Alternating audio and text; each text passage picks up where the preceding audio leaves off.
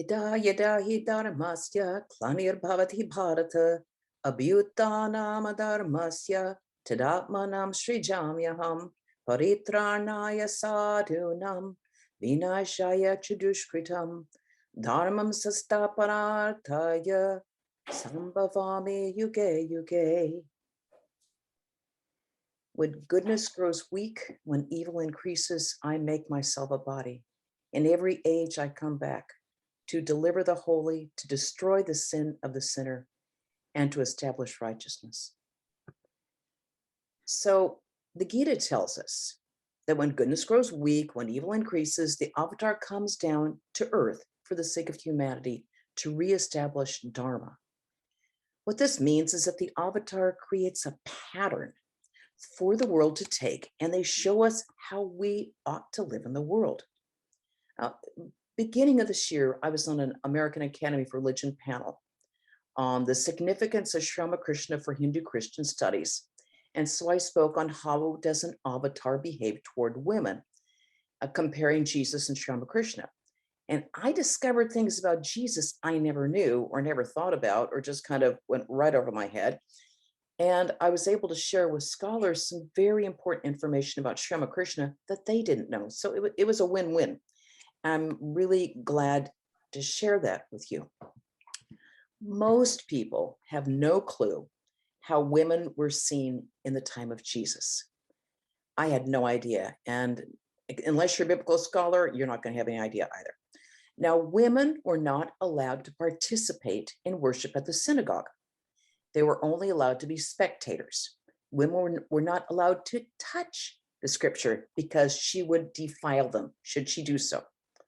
Men were not supposed to talk to women, not even if they were married to her, and certainly not publicly. To do so would be utterly shocking. It was against the rules. You just didn't do that. Jesus saw and treated men and women in exactly the same way. He saw them equally as human beings with intrinsic value and intrinsic nobility. He saw divinity within them all, and gender didn't matter to him at all. When I was looking through the Gospel of St. John, it said that Jesus talked to women. It was like, and what am I supposed to do with this information? It's like, oh, then I did more research and reading, and I realized that for Jesus to speak to a woman publicly was truly shocking. Even his disciples were shocked by it. Now, they were used to Jesus by now, but when he talked to a woman publicly, even they were shocked. They were surprised by it. Jesus didn't care about the consequences. He cared about the truth of his actions.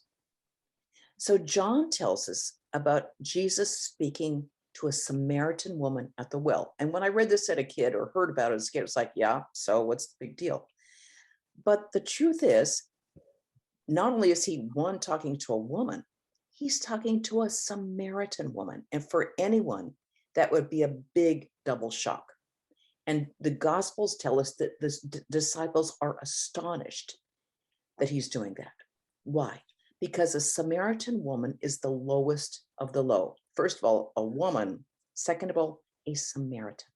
Samaritans were traditionally despised by Jews, and there was absolutely no interaction whatsoever between Jews and Samaritans. So when Jesus publicly talks to her, it's very shocking. Not only it's the longest recorded conversation in the entire Gospel of St. John between Jesus and a Samaritan woman. Now, the story is Jesus and his disciples they're traveling to Galilee. And in order to do so, they have to go right through Samaria. Now, Jesus is tired from this long journey, so he sits down by a well, and his disciples go off to find some food. So the Samaritan woman comes down from her place, and she goes down to draw water from the well. And Jesus says to her, "Will you give me a drink?" And the Samaritan woman looks at him and says, "You're a Jew, and I'm a Samaritan woman. How can you ask me for a drink?" Because she knows the rules. You don't do this, big, big trouble.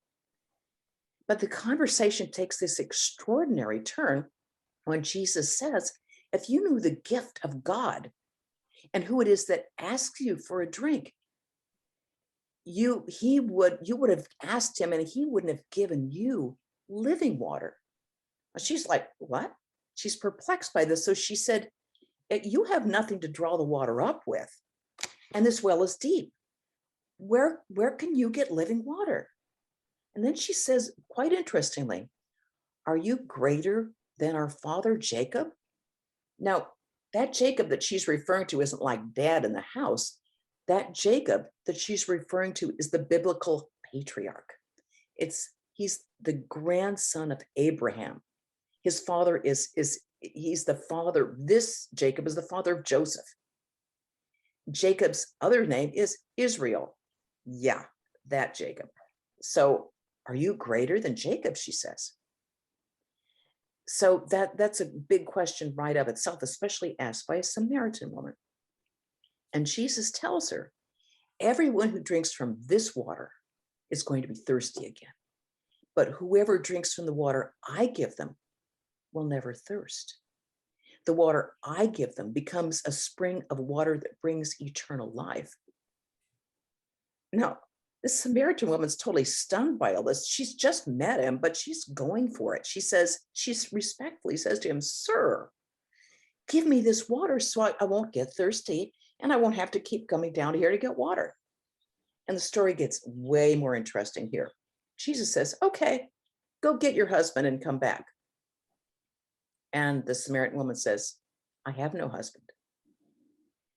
And Jesus already knows this, but he's testing her. He says, yes, you're right. You're right when you say you don't have a husband. The fact is, you've had 5 husbands, and the man you are with now is not your husband. So what you are saying is true. You can tell this woman is like, she's stunned. She says, I see you are a prophet. And then they have this entire conversation on the religious traditions between Samaria and the Jewish tradition. They have this long conversation. Then Jesus gives her one of his beautiful lines, which Swamiji repeated often. Jesus tells her, God is spirit, and his worshipers must worship in spirit and in truth. And the Samaritan woman says, I know that Messiah, called Christ, is coming, but when he comes, he will explain everything to us. And then Jesus throws out the truth to the winds. He says, I, the one speaking to you, I am he. Now the disciples return from town with their food, and all this has taken place without them. And they're astonished. He said this to a Samaritan woman. So we see his extraordinary breadth of vision, his courage. He lets the truth speak for itself, no matter what the consequences. And the consequences are not too great here. So it's significant that Jesus chooses 1, a woman, 2, a Samaritan woman, and 3, a sinner. She's not married to the man she's living with, and under Judaic law, the consequences for this are very bad indeed. They're pretty darn severe as they're going to get. But Jesus lets the world know that his message is for everybody, no holds barred. Spiritual life is for everyone. No one is excluded.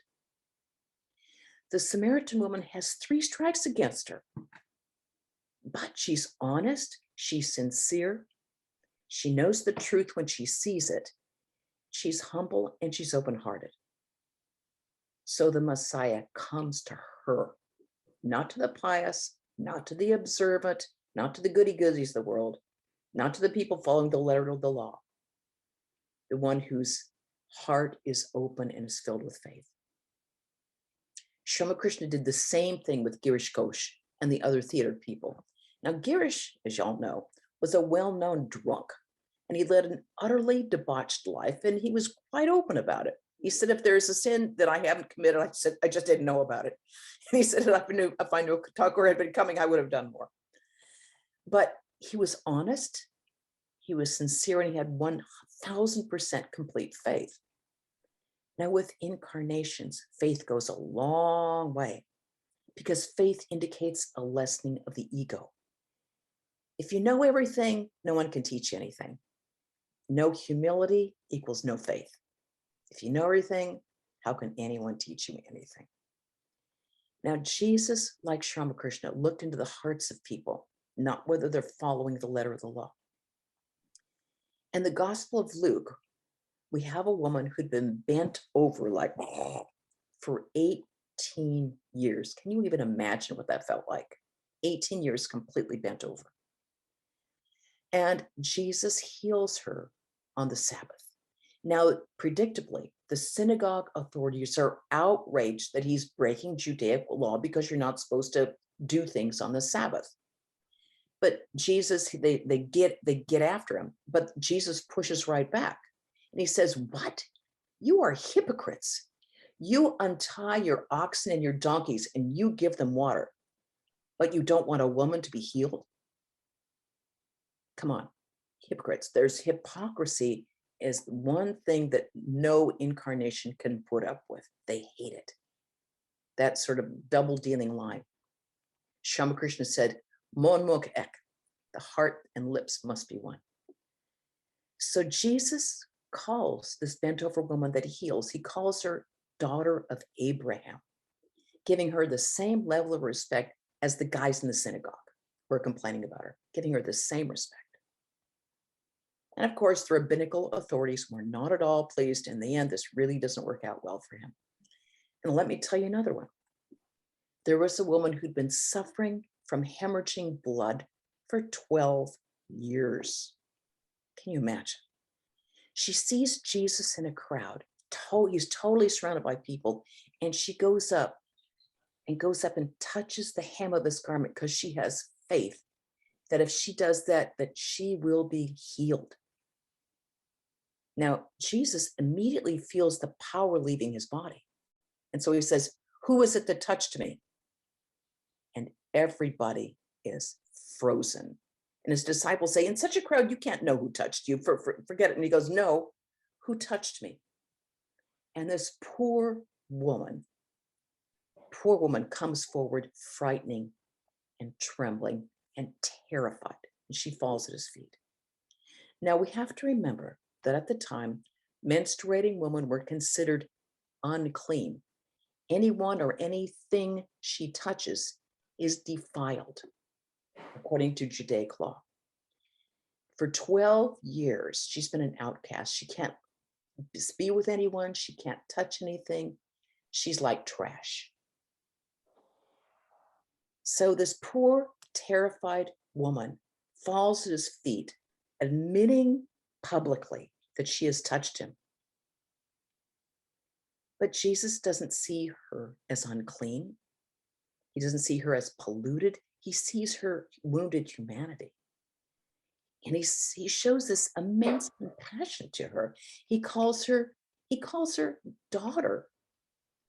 Daughters, lovingly calls her daughter, such an endearing word. And he tells her that her faith has cured her. The avatar has profound respect for our potential as human beings, no matter what our gender is. Now, there's another remarkable incident with a woman with a bad name, and she anoints Jesus's head with oil, washes his feet with her tears, and she dries them with her hair, and she covers his feet with kisses. Now, all this is done in the home of the Pharisee who has invited him to come in and share a meal, share supper. Now, because she has this bad name, Jesus is as a religious teacher, is he's expected to shun her. So all this is going on. The woman's at his feet, crying, washing his feet with her tears, drying with her hair, anointing his feet with oil. And the Pharisees there sitting and thinking to himself, if this man was really a prophet, he would know that the woman who's touching him and what a bad name she has. Now, Jesus, of course, can read his mind. And so he tells the Pharisee, you see this woman? I came to your house and you poured no water over my feet, but she has poured her tears over my feet and she's wiped them with her hair. You gave me no kiss, which is the appropriate greeting when someone comes into your house. But since I have come here, she has covered my feet with kisses. You did not anoint my hair with oil, but she has anointed my feet with oil. since I have come in.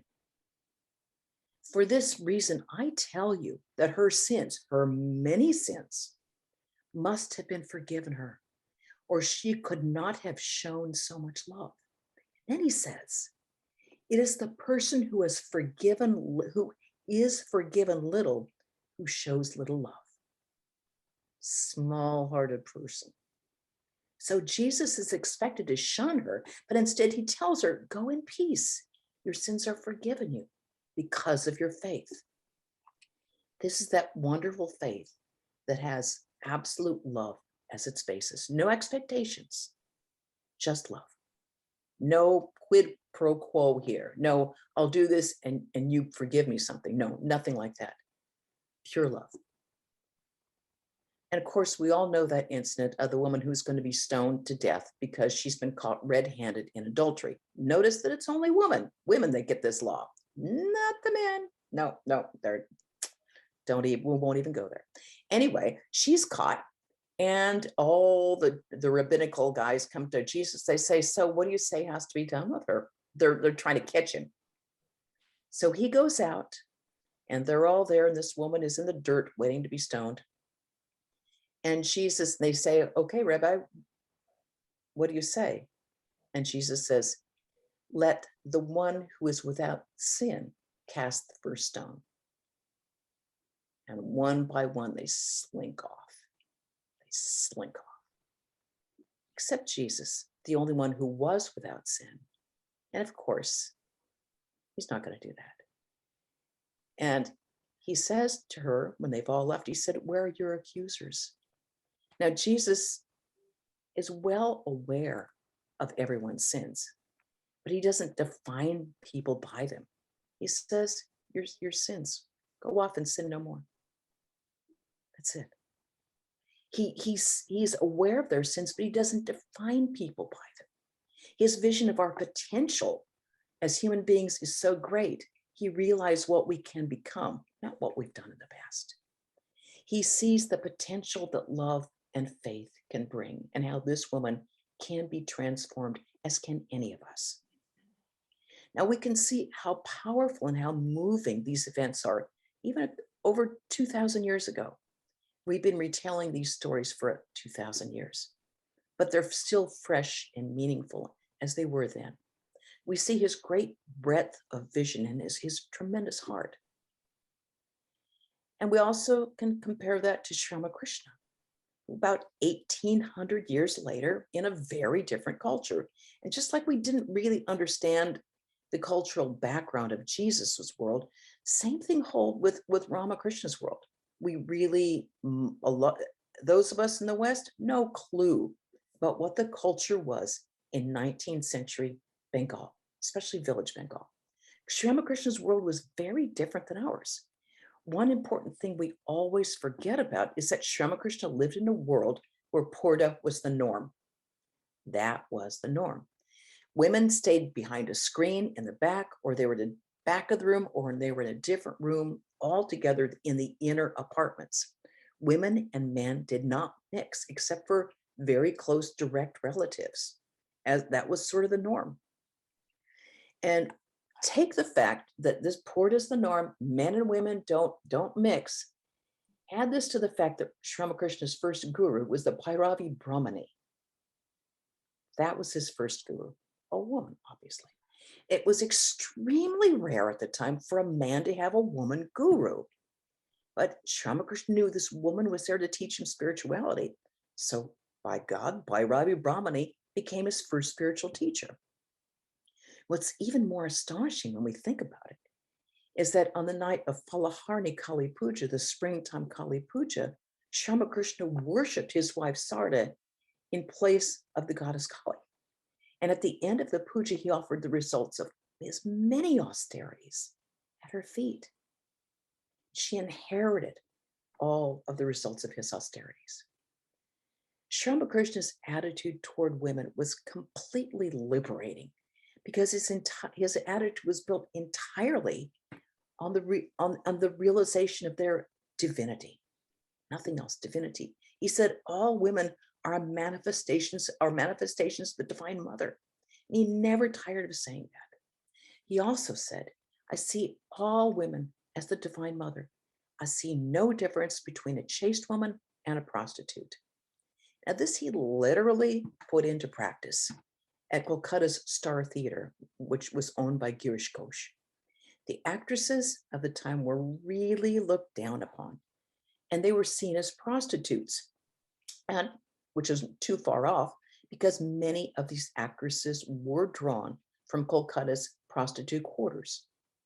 Now, today, when we hear that an actress has come to the Madonna Society, we're like, ooh, ooh, guess who came to the temple? Not so then. Actresses were absolutely looked down upon because a normal woman, a good woman, one with family relationships, husband, children, the whole, she could never, ever be involved in that. You can't do porta and be an actress on stage at the same time. No go. Theaters were seen as dens of iniquity. And you know what? They often were. When Swami Vivekananda Swamiji said, when I was young, I was such a Puritan, I wouldn't even walk on the same side of the street as a theater. Now, for a respectable person to attend the theater would be bad. For a spiritual teacher to attend the theater and to have its denizens being his disciples or his followers, oh, that was really shocking, really shocking.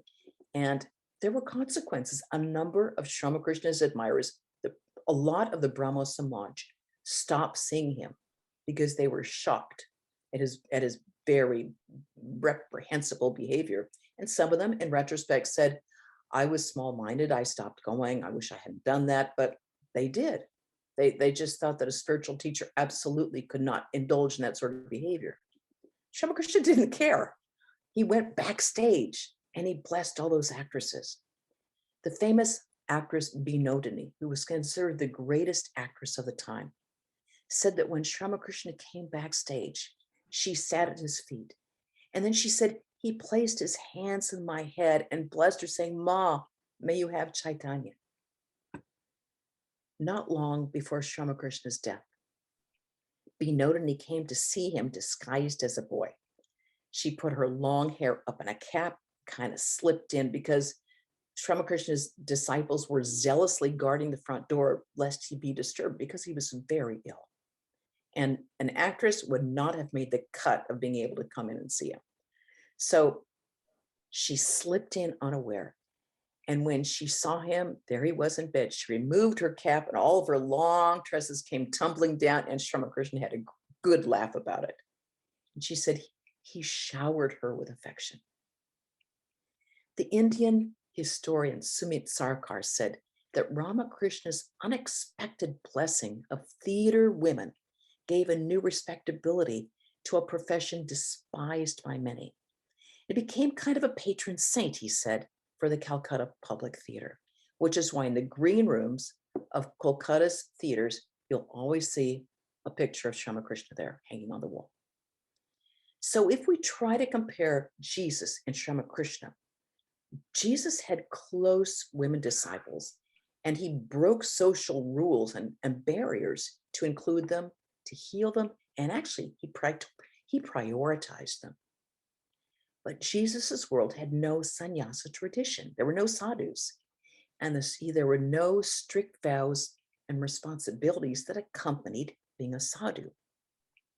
Though Sri Ramakrishna was married to Sri Sarada Devi, he was also a sadhu. He was a sannyasi.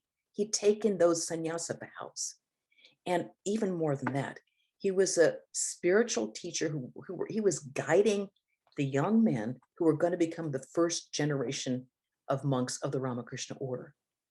He had to train these future monks by words as well as by deeds. He had to walk the walk, no way around it.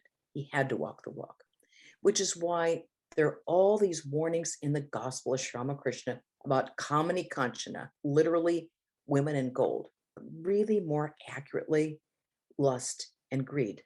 Now, if you're a woman and you're reading the Gospel or listening to the Gospel, every time the word women and gold comes up, you get a tick. It's really annoying. And it's repeated so often. Many women, and I'm sure Brahmaprana had this experience, come to the bookstore, they open it up, see Women in Gold, and pop, down that book goes and say, how can you read that? They say, it's so sexist. And it's a real problem. It should have been translated differently a long time ago. We won't even go into that one.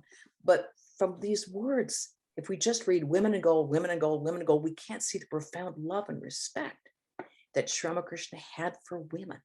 He's not a misogynist, not by any long shot, but it's hard to tell if you just read a little bit here, and a little bit there and trying to put it all together. It doesn't work.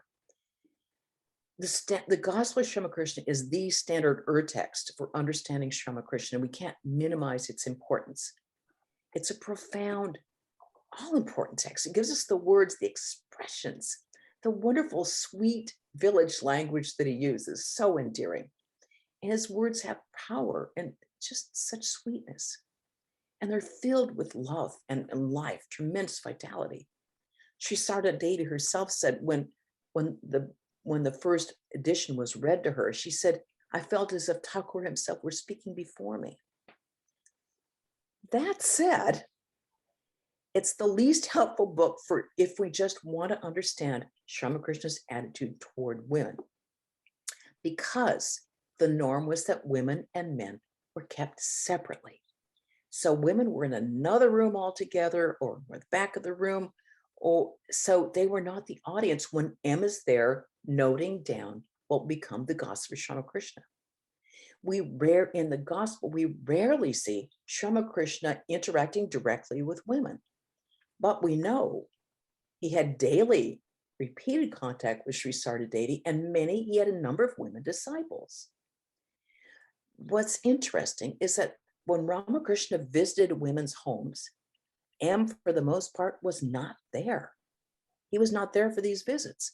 When Sri Ramakrishna goes into the inner apartments, M stays back. He has no idea what's being set up there. And the women themselves were largely illiterate. They couldn't write down for themselves their own memories. They had their own accounts. They can't read, they can't write. If we just read the Gospel of Sri Ramakrishna, we wouldn't know that when Ramakrishna spoke to women, he warned them of the dangers of Purusha Kanchana, man and gold. He was just as harsh about men to women as he was for women about men. His disciple Gaurima said that Sri Ramakrishna had warned against lust and greed. And I'll quote here, but surely, she said, not against women. She said, just as he has advised the ascetic-minded men to guard themselves against women's charms, so he cautioned pious women against men's company. She said he had not the slightest contempt or aversion for women. Rather, he had intense sympathy and profound regard for them. Now, it's interesting that M, who the author of the Gospel, he himself wrote a brief English translation of a portion of the Gospel. And he himself translated Kamani Kanchana as lust and greed. He did not use the words woman and gold, because basically lust and greed was what Sri Ramakrishna intended. That was the intent. Swami Vivekananda, when he came to this country, who spent more time with him apart from Sarda Devi than Swamiji? Lust and greed, never woman and gold. All that aside, a sannyasi must reflect renunciation in words and deeds. Sri Ramakrishna said that a spiritual teacher, he was asked, how do we recognize a spiritual teacher?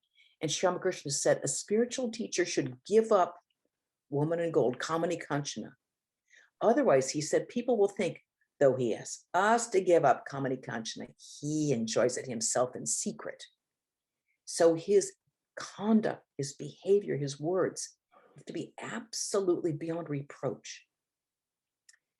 So it's interesting, though, that he said, when a sadhu is one, when he was asked, how do we recognize a sadhu? He said, a sadhu is one who never forgets to look upon woman as his mother.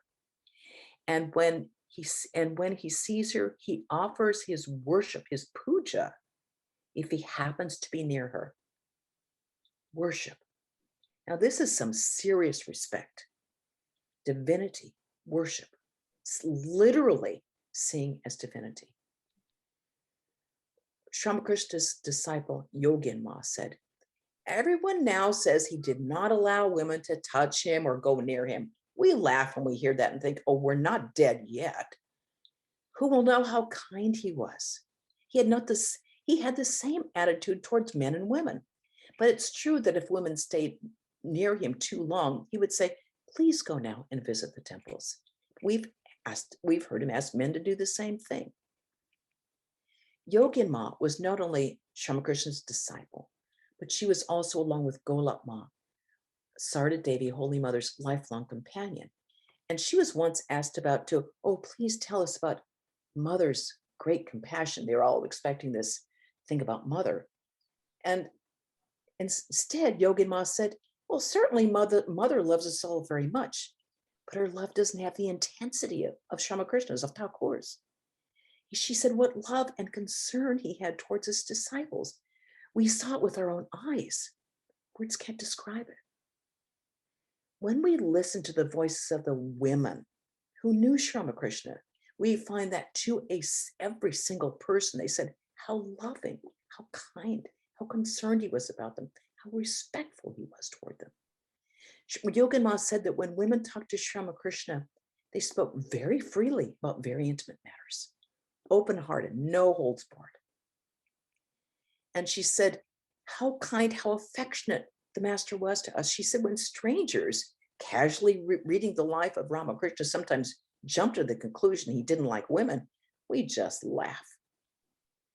Holy Mother, Sri Sarada Devi, often spoke of that intense joy she felt when she was in the presence of Ramakrishna and the great respect that he gave her. He not only literally worshipped her, but he also provided for her in very earthly ways. We all know that Ramakrishna was famously averse to touch. He literally couldn't touch money, couldn't even touch metal. But he sure made sure that Holy Mother Sarada Devi would be provided for after his death. He kept very careful accounts. How much will you need? How much money will this thing? What will this require? Making sure, putting the money in account with, I believe, Balaram Bose to make sure that she had that money, that she would be able to live well enough after his death. While alive, he was very concerned about her health, and he expressed his worry that she needed to get out more. She needed more exercise. He said, you can't keep a bird in that small of a cage. He wanted her to take better care of herself. And this is the one that really gets me, rather amazingly, he had very costly bracelets made for her. When he had that vision of Sita, when Sita merged into his body, he noticed that she had these beautiful gold bracelets. They were rather thickish, but they were faceted, so it looked like they were shining like jewels. So he specifically had those bracelets made for her because women like to be like their jewelry. It's really very sweet. And she loved her ornaments. On a more serious note, let's remember that at a time when spiritual teachers were men and women were behind the screen, Ramakrishna insisted that Holy Mother continue his work after his death. Before his death, Ramakrishna complained to her. He said, look, my dear, go. Won't you do anything? Should this do everything single-handedly? And Mother says, I'm only a woman. What can I do? And Ramakrishna, no. You will have to do a lot.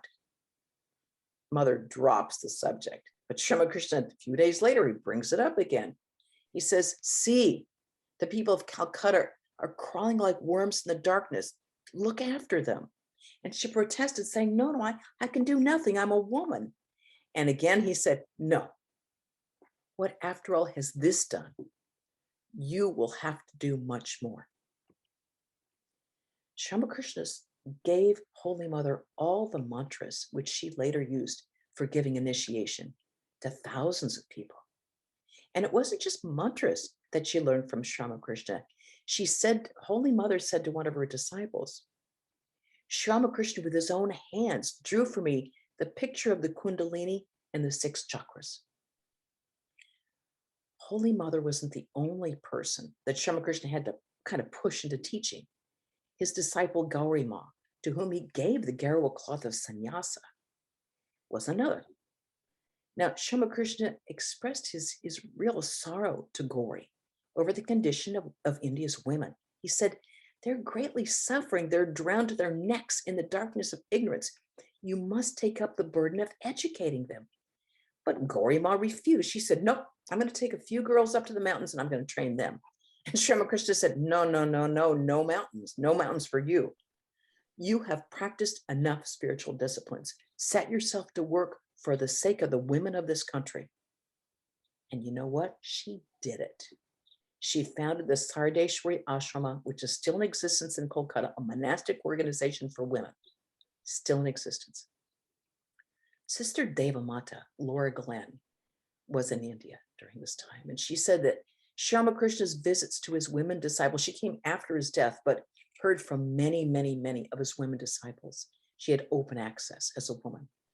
She said his visits to his women disciples were occasions of great rejoicing. She said sometimes 50 or 60 ladies would congregate to listen to the master's words for hours. And he would listen gravely to every single word spoken to him and give advice. Sumit Sarkar said that Sri Ramakrishna won the devotion of many women. He said, we have the accounts of women casting off inhibitions and purdah to go to Dakshineshwar in a spirit of almost joyous abandon. Now we have to think, whoa, for women who've been enclosed this whole time to just give up the purdah, go from Calcutta over to Dakshineshwar, that's really like jaw-dropping. Why would they do that? Why would they risk that? For the same reasons the gopis dropped everything and ran when they heard that flute playing of Sri Krishna. Same reason. That compelling love, that compassion, that kindness, just drawing them in. So I've got some time here. So if you don't mind, I really would like to talk about Swamiji a bit. Is that okay? Can I have a thumbs up? Is that all right? Okay, cool. Well, Swamiji and women, so great. Okay, you all have heard of the laws of Manu, right? The law codes of Manu. Well, the laws of Manu says day and night, men should keep their women, notice their women, from acting independently. For attached as they are to sensual pleasures, men should keep them under their control. Her father guards the child in her childhood, her husband guards her in her youth, and her sons guard her in her old age. A woman is not qualified to act independently. To which Swamiji had the perfect reply. He said, the ideal of perfect womanhood is perfect independence. Oh, don't we love Swamiji? Right on. Swamiji hated weakness of any sort. Strength was his message for both sexes. When Swamiji, this is so great. When Swamiji was in the USA in 1896, he received this horrified letter from his very devoted South Indian disciple, Alasingha. Now, Alasingha was deeply devoted to Swamiji. He'd do anything for him. But he had gotten a report sent to him from the New York Herald. And this newspaper had given the news that Alasingha aptly could not believe. So he had to write Swamiji about it. And Swamiji wrote him back. He said, yes, one of my new sannyasins is indeed a woman. It's like, obviously Alasingha could not believe that he'd read in the newspaper. It's like, tell me the newspaper's lying. And then Swamiji continues. She, Marie Louise, later Swami Apayananda, she was a leader of the laborers. As if this is going to make the situation any better. You know, it's like, if Swamiji said, my next Vedanta society is going to be on the moon, it would have had the same reactions. Like, what now? He was totally upsetting apple carts, and he sure didn't care.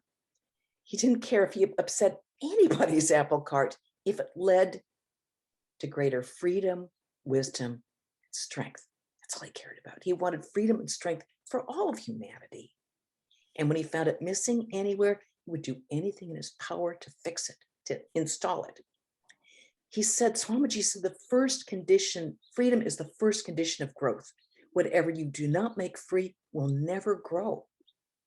We know that. We know that from experience.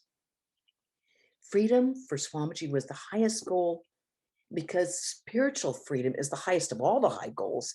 He gave sannyasa in 1895 to Maria Louise, even though she was really not a promising candidate.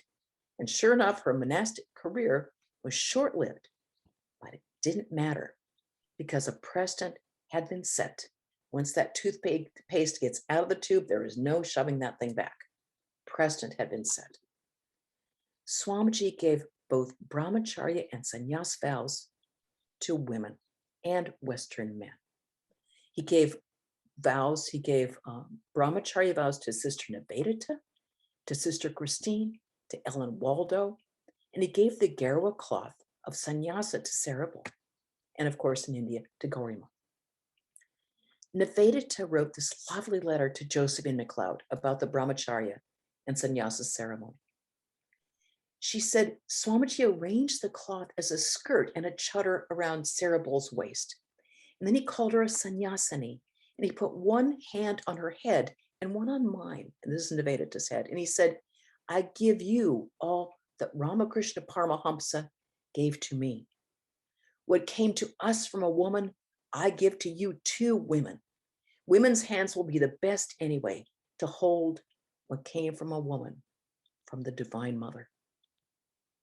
Now, Swamiji has been credited with many things, including bringing the Hindu tradition to the United States. God bless him forever. What he's been less often credited with, if ever, is bringing Hindu monastic vows, both brahmacharya and sannyasa, to women in the West. And that's an extraordinary occurrence for which we will never be able to say thank you enough. Our gratitude is endless for that. Toothpaste is out of the tube. It's now a tradition. We know how much devotion Swamiji had for Holy Mother, Sri Sarda Devi, and he understood who she was. And for that reason, his devotion to her was absolutely profound. He only came to the West only when she gave her strong approval. Until then, he wouldn't budge. Now, when her letter came, actually giving her blessings to him, one of his brother disciples, I think it was Swami Shivananda, I can't remember, Swamiji said he alternately danced and wept with joy, saying, it is all right now. It is the will of the mother, alternately dancing and weeping.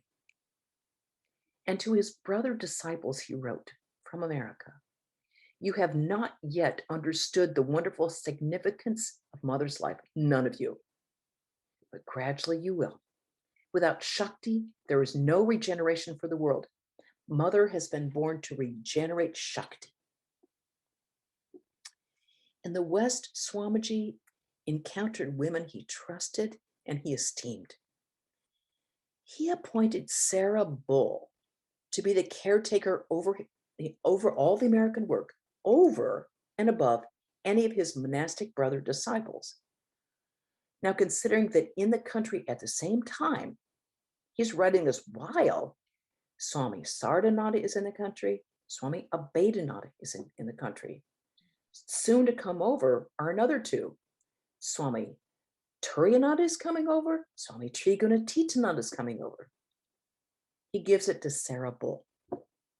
He wrote Sarah Bull, you have my implicit confidence in all works in the US, and I entrust everything there to you.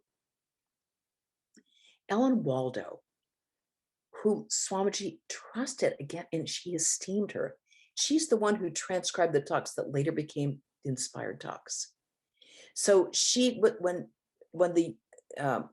very devoted to him and attended the talks very regularly, every time she could. And all of a sudden, the young Vedanta Society of New York was suddenly left without a speaker. Swami Abhedananda had gone off to Massachusetts to sort of start a retreat area there. So all of a sudden, New York City, there's no speaker. So Swamiji wrote to Ellen Waldo. He said, why do not you begin to teach? He said, underlined it in the letter. I will be 1,000 times more pleased to see any one of you start than any number of Hindus securing success in America. Even one of my brethren, make a blaze, make a blaze. He wanted women, Americans, to start doing the work, to not be dependent on others. You know that as well as anybody does. Start. Swamiji was intent on women's freedom because he was a devotee of Shakti. He told Sister Nivedita, you see, I cannot but believe that there is somewhere a great power that thinks of herself as feminine and called Kali and Mother. It really pained him to see women treated as second-class citizens, and it pained him even more when they believed it, to make themselves less than who they really were. And who they really were, according to Swamiji, was the living embodiment of the Divine Mother. Strength and power are their birthright. That is our essential nature. For that reason, he believed it absolutely essential to both East and West in order to have absolute freedom that could be found only in moksha, so that women had to be able to take those sannyasa vows if they were qualified. Even in the West, he tried those who were unqualified. Now, if Allah Sangha was dumbfounded by Swamiji's behavior, Sister Christine kind of ended up in the same boat in Thousand Island Park, because she and Mary Funky were there in Thousand Island Park. And particularly then, we're talking over 100 years ago, it was very heavily wooded. It's slippery, and they'd all gone out for a walk. Now, Sister Christine and Mary Funky are from Detroit City. Now they're trying to walk around in this thick underbrush. There's brooks around and everything. And they're not accustomed to walking in forested terrain. So they're off walking with Swamiji, and Christine is getting more and more irritated. She's the quiet, shy sort. She kind of keeps everything hidden in the heart, but she's getting successively more irritated that he's not giving him a hand.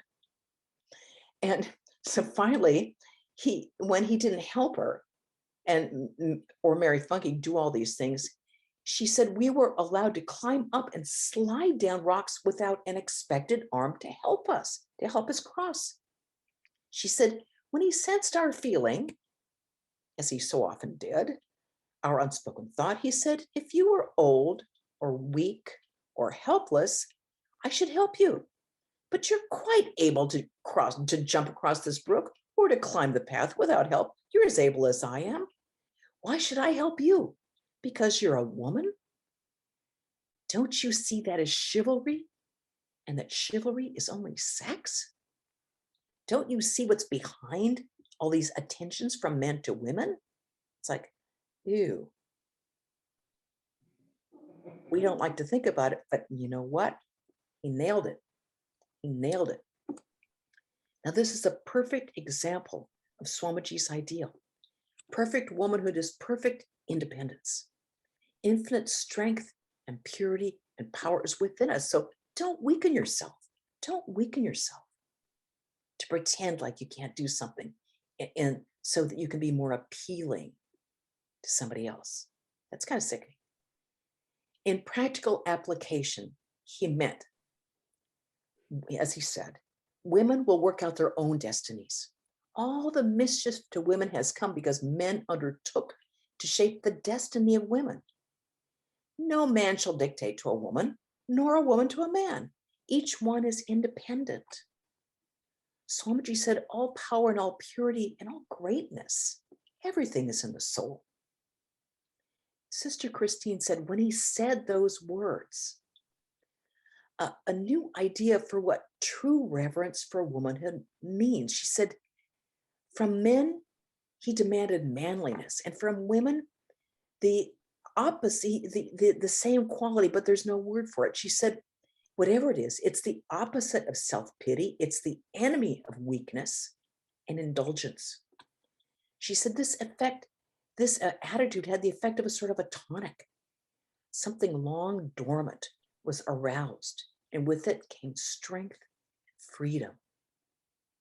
That is what Swamiji meant by perfect independence, accessing our own innate strength and that freedom within ourselves.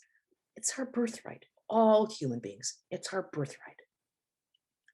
So, how does an avatar behave toward women? How does he view women? With profound respect.